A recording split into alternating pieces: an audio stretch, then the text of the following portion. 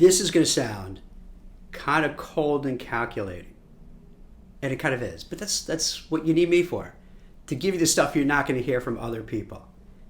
When you're interviewing, here's a hack that I don't think you hear many people say it or talk about this. I know most of you who are seeking out a new job, or maybe you have a job, but you're going to kind of every once in a while take a poke and peek and see what's out there. And it's awkward to interview. You're not used to it. You don't know what to say or do, particularly in this COVID age where you're going to see people like this on videos and not in person.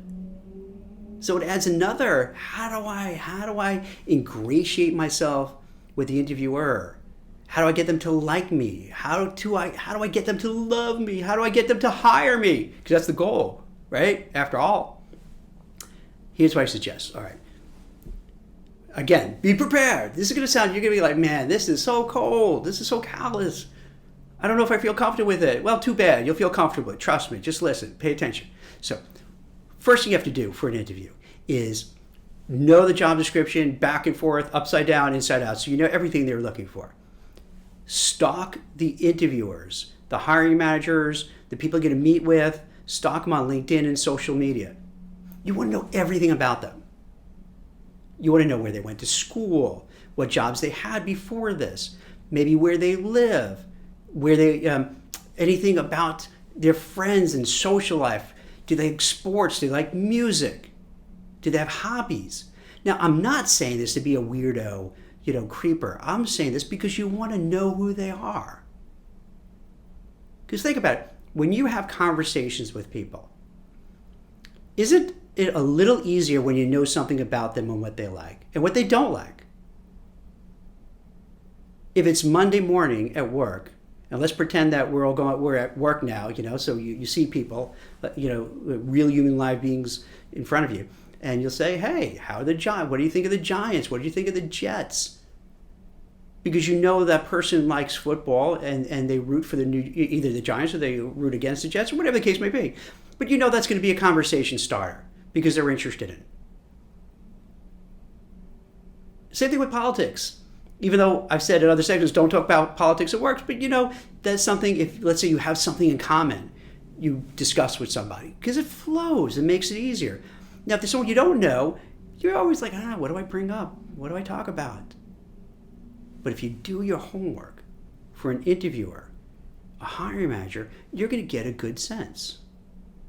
Now, you're going to think I'm just going to say, hey, then go there and talk about things that you found out. No, it's that's creepy. I found a lot of people do that. You find out that, hey, Jack likes baseball and he likes the Mets because he grew up not far from Shea Stadium. So I'm going to talk to him about the Mets. And meanwhile, I haven't liked the Mets since, 10, 15 years ago. But they're going to talk about it. I'm like, I really don't care. So no, I wouldn't say that. What I'm saying is you want to know this stuff because you start creating a framework of who they are, what they're about. Now, you could be wrong in your assessment, but you want to have a working model. So you get a vibe, you get a feel. And by having that feel, it's going to make you more comfortable. Because you're going to be like, oh, I think I get this person. Oh, I understand it. It's also helpful to see that person went to such and such school and they have this major and so do these other people and so do I. All right, so now I know I kind of fit in with this group. They like the same things I do, or maybe they don't, but at least I know. So the first things you want to know about them. Then when you go to the interview, here's a few things you want to keep in mind. One, people get really easily distracted. You don't want to get distracted. You want to make eye contact. You want to keep eye contact. Oftentimes, people, especially in person, it's harder. You dot around, you look at other things. If you're in the office, you get distracted by things.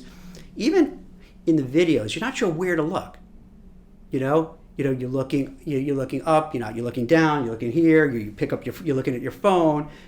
You want to make eye contact. The way you make eye contact with Zoom now is you look in the camera lens. Is it perfect? No, because you lose that element.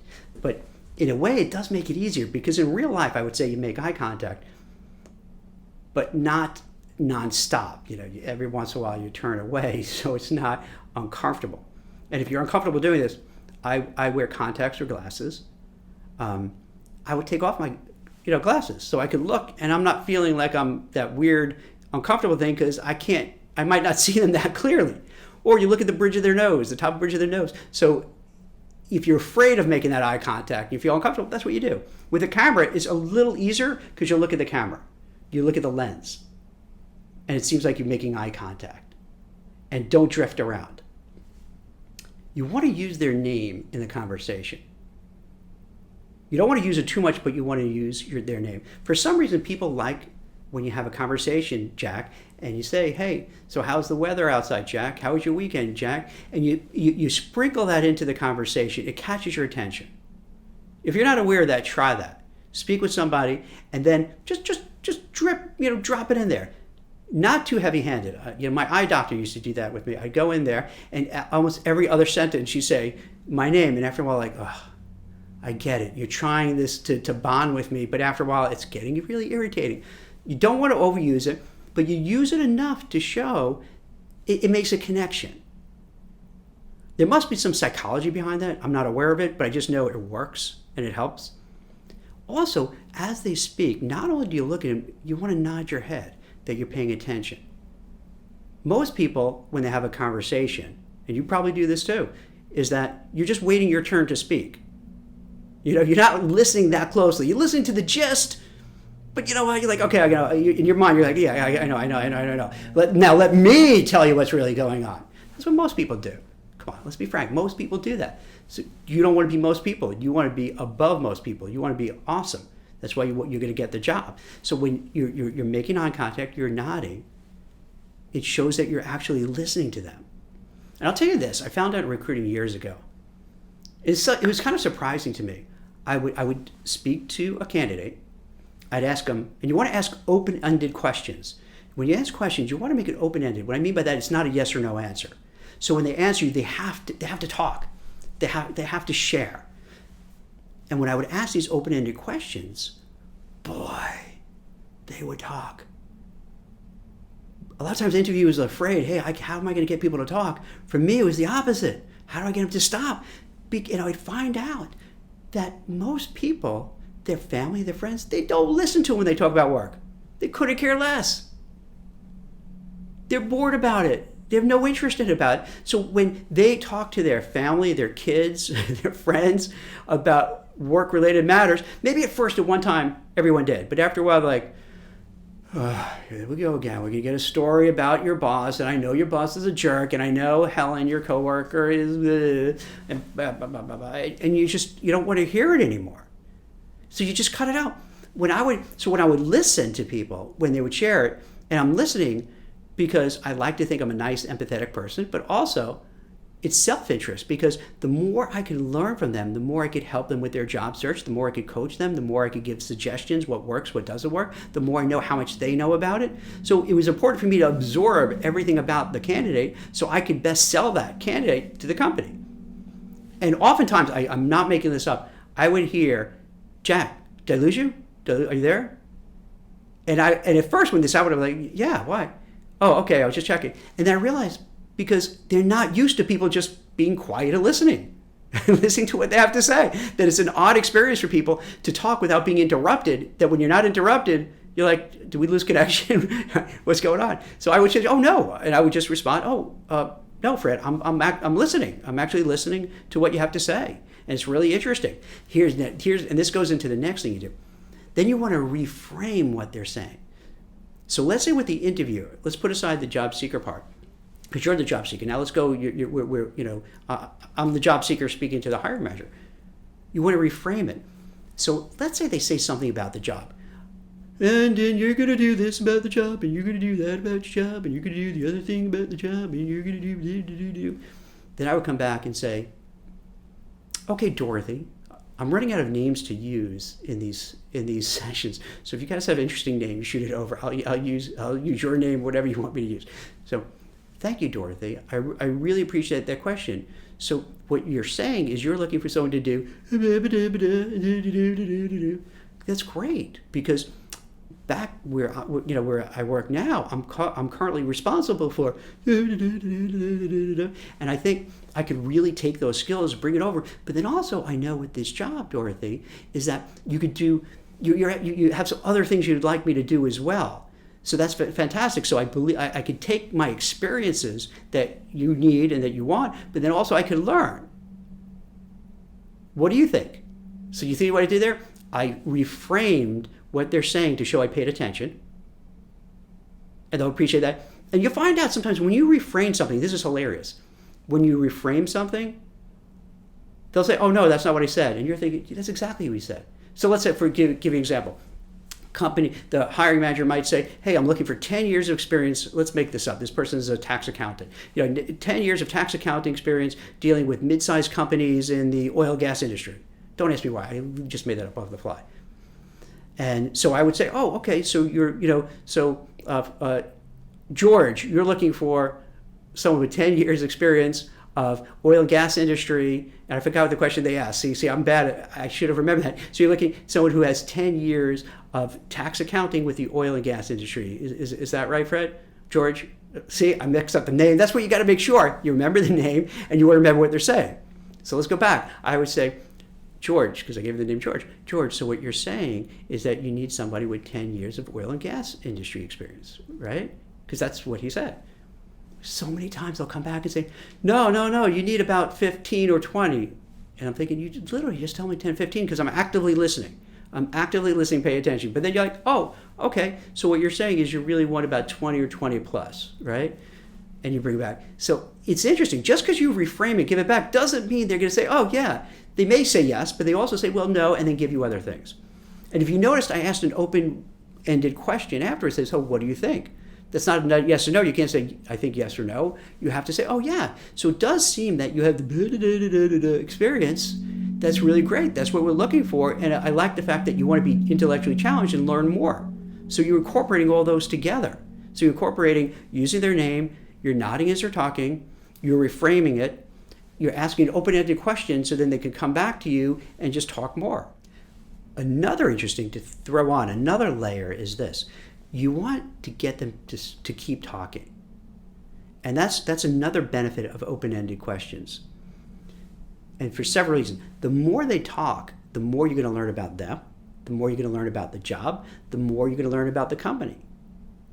In another previous session, we talked about at the end of the interview, do you have any questions for me? Question, and everyone's stressed about it. And I would say, hey, no, ask questions as you go along. And this is what I mean. You ask questions so you could draw out from them all this information. And there's an interesting phenomena. The more they talk, the more they like you. Because they start thinking, if I'm talking this much to Jack, I must really like him and think he's good, because why am I talking so much to him? And you're bringing it out. But you have to be good at it. Not annoying questions, but interesting, compelling, thoughtful, relevant questions to get them talking. And then the more they talk, the more you they like you, they feel comfortable, they've invested so much time that you're going up in the ranks of who they're going to choose. And plus you're learning as much as possible, and you're kind of bonding more.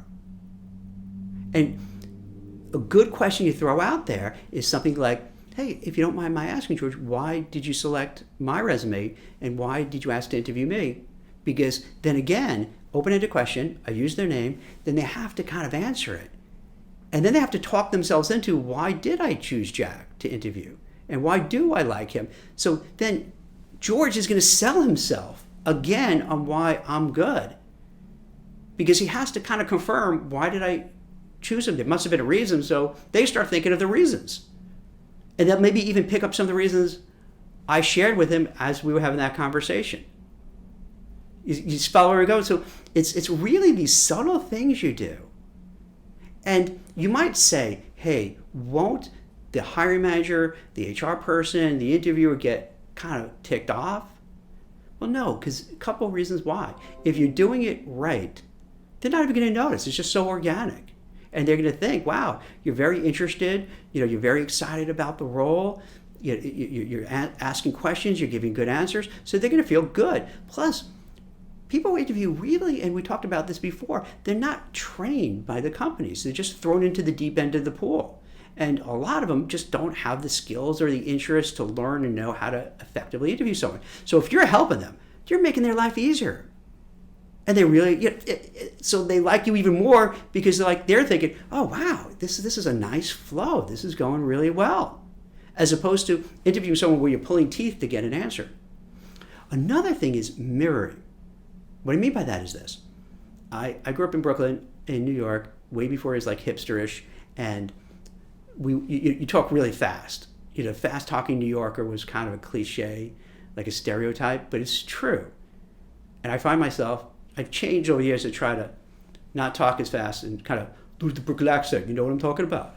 Because it's not really good for business when they hear you talking like this. So I tried to, kind of soften it as I grew up.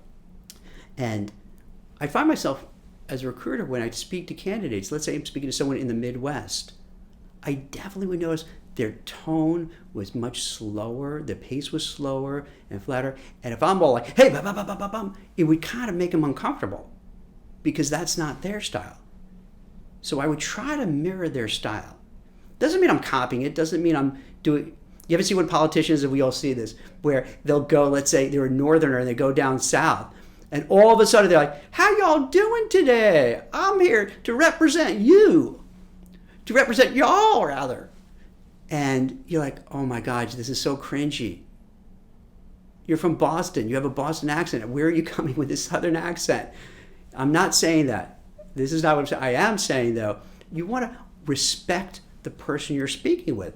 And if they like communicating at a slower, more thoughtful pace, out of respect, you should kind of dial it back a little bit. Because otherwise you're going to make them feel a little uncomfortable. Like you're being too aggressive.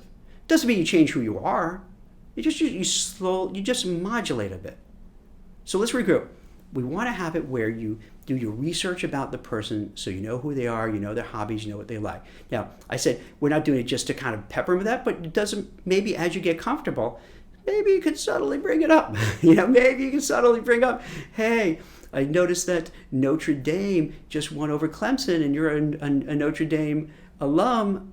You must be pretty excited today. It was wild. I saw all the kids rush, on the field. That seemed awesome. And then they may be, oh my God, yeah, this is great. And all of a sudden you guys are bonding. But if you do your homework, you got to know about Notre Dame football, because then once they start asking you questions, then it could be embarrassing. You have no idea what you're talking about. So you want to do your homework too. So you want to get a sense of who they are. So that could come in handy, that you feel comfortable with them and who they are, because you could have a framework. It could come up in a conversation. You could use this to break some ice or to bond. As you're talking to them, you want to sprinkle in their name so they know you're paying attention. You're making eye contact. I didn't point this out, but also your body language. In person, it's a little different, because in person, you want to stand up straight, your shoulders back, your head up held high. You want to make a firm handshake when you meet them. In this new world, it's not going to be as much of that. So now it's more of, okay, you're sitting up straight in your chair. You're looking in the camera to make eye contact. You're making sure your camera's set up correctly, your lighting is set up correctly, your backdrop looks good, your posture is good, you're not fidgeting, you're not playing with things, you're not looking around, you're not looking at your watch, you're not picking up your phone. So those are the things you want to focus on, those as well. You want to reframe what they're saying, so this way it shows you're listening, but then also in case you misheard, or maybe they misspoke, or maybe it needs further elaboration, you reframe it, see what they have to say. Ask open-ended questions so that they have to talk. And then the more they talk, the more they like you, the more they talk themselves into liking you. And the final thing is, and you probably know this already, you don't want to interrupt them. Sometimes you're so excited in a conversation, whether it's an interview or in your personal life, that you can't wait to interject your part, Like, oh my God, what I'm going to say is so great, so smart, I can't wait to say it, I'm going to say it. And you're going to either, A, you're going to interrupt them, or B, it's all in your mind, so you're not even listening to them anymore. And as I mentioned before, you want to listen. You want to actively listen. And that's why I say nodding. That shows you're actively listening to what they're saying. And that's why you're reframing it. That's why you're shaking your head. That's why you're mirroring it, because it shows that you're really listening. You're in the moment. You're in the zone. You're paying attention. Nothing is more important than this interview. And if you interrupt and step on his or her toes when she's talking, it ruins the flow, and it kind of irks them, because it's like, let me get out a sentence, for goodness sakes. Geez, Jack, stop talking. Just listen for it ruins it. So you want to not interrupt, hold back. I know there's something you have that you can't wait to say. You want to say, take a breath, wait for them to finish, and then bringing it up. And then if you can't bring it up then, you can bring it up later when they say, hey, do you have any questions for me? So now that you're here, it's probably not as crass and callous as I made it out to be. Because now that you heard me speaking, it's really just, actually, can I tell you something? Think about it. It's really just being a nice, normal human being. Because imagine if we did that naturally in all of conversations, where we listen to people, we hear them out, we don't interrupt, we ask for them for their opinions so they talk more, we don't interrupt when they're trying to say something, we don't look away when they're talking. So these are just natural things we should be doing anyway. We're just deploying this in the interview stage. And most people don't do that. So if you do this and you follow this and other related stuff that you can pick up, you're going to be prized. They're going to think, hey, wow, I really like this interview. There was a great give and take, a great flow, asked great questions. They were engaged. So clearly they like the job. I think I like the candidate. I'm bonding with him or her.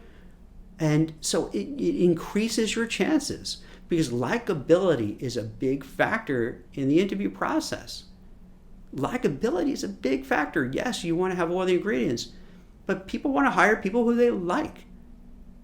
I would even suggest 2 candidates, roughly about the same experience, maybe one has more. But the person who has the likability factor, that you can work well and play well with others, they'll go in that direction. Because when we get back to a place where maybe we're in the office 5 days a week, 4 days a week, 3 days a week, so whether you're in the office or you're doing it remotely, they want someone they feel comfortable with, someone they like dealing with, to make the day go by better.